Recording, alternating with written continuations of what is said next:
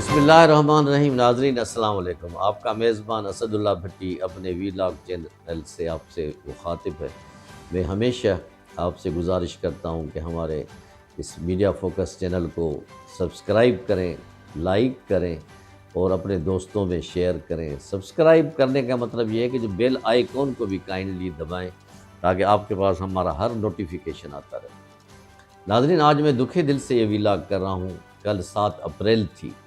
کل 6 مہینے پورے ہوئے غزہ میں فلسطینیوں کو مارتے ہوئے اسرائیل کے، اور 6 مہینے میں تقریباً 33,000 سے زیادہ فلسطینی شہید ہو گئے اور تقریباً 74,000 سے زیادہ زخمی ہیں، جس میں بچے، بوڑھے، خواتین، اور جو میجارٹی جو شہید ہوئے ہیں ان میں بچے، خواتین بھی ہیں۔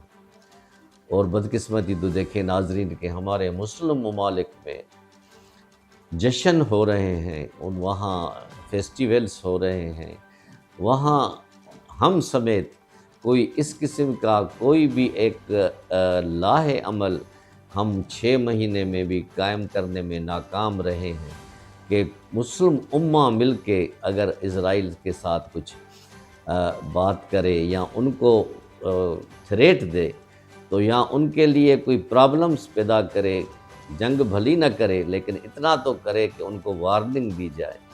لیکن افسوس کی بات یہ ہے کہ ہمارے جتنے بھی مسلم ممالک ہیں، میجارٹی ان میں بڑی طاقتوں کی محتاج، وہ نہیں چاہتے کہ ان کے تعلقات بڑی طاقتوں سے خصوصاً امریکہ سے خراب ہوں۔ اور آپ نے یہ بھی دیکھا ہوگا کہ گزشتہ 6 مہینے میں کئی قراردادیں سلامتی کونسل میں پیش کی گئیں، کئی قراردادوں کو 99.9 قراردادوں کو امریکہ نے ویٹو کر دیا، یو کے نے ویٹو کر دیا، کبھی 1-2 دفعہ فرانس نے ویٹو کر دیا۔ کیا یہی انسانیت ہے؟ کیا یہی ہیومن رائٹس کی قدر ہے؟ اور کوئی بھی کہنے والا نہیں ہے کہ جی اسرائیل جو ہے، لفظی طور پہ تو اقوام متحدہ کا سیکرٹری جنرل یا امریکہ سے یا برطانیہ سے اب آواز آنی شروع ہوئی ہیں۔ اور مزے کی بات تو یہ دیکھیں ناظرین، مسلمان ملکوں کے ہوتے ہوئے سب سے بڑا جو مظاہرہ ہوتا ہے وہ ہر سنڈے کو لندن میں ہوتا ہے اور یو کے اور شہروں میں ہوتا ہے۔ یعنی وہاں اس میں کم از کم تھوڑا بہت ان میں یہ تو انسانیت ہے کہ وہ آواز نکالتے ہیں، وہ ان کو اپنے لیڈرز کے ساتھ الجھتے ہیں، ان سے مطالبے کرتے ہیں کہ یہ کرو وہ کرو۔ اور اس کے باوجود وہ اسرائیل روزانہ 100 ایوریج کے مطابق 175 فلسطینیوں کو شہید کر رہا ہے، سینکڑوں کو روزانہ زخمی کر رہا ہے۔ جو ہاسپیٹلز تھے وہ قبرستان بن گئے ہیں ناظرین، وہاں سے بدبو اٹھ رہی ہے، طوفان اٹھ رہا ہے، اور لوگ پریشان ہیں کہ کس کا یہ رشتہ دار ہے، کون ہے یہ۔ ایسے تو اور کئی سینکڑوں لوگ دبے ہوئے ہیں، مختلف عمارات کے نیچے ہیں۔ یہ المیہ بہت بڑا، تاریخ کا بہت بڑا المیہ ہے جو مسلمانوں کے ساتھ ہوا ہے، فلسطین کے ساتھ ہوا ہے، اور ہم مسلمان اب تک اس کے لیے کچھ بھی نہیں کر سکے۔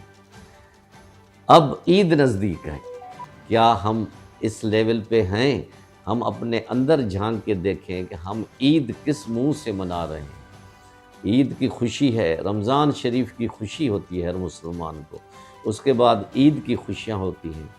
کیا یہ ہو سکتا ہے کہ ہمارے فلسطین بھائی جن کو بے دردی سے قتل کیا جا رہا ہے، بے دردی سے مارا جا رہا ہے، اور اس کے باوجود بھی ہمارے جو پڑوسی ممالک ہیں فلسطین کے، وہ تو کچھ بھی نہیں کر رہے، وہ صرف چھوٹے چھوٹے مذاکرات کر رہے ہیں، آئیں تو سیز فائر کرتے ہیں، سیز فائر میں بھی وہ اپنی باتیں مناتا ہے اسرائیل۔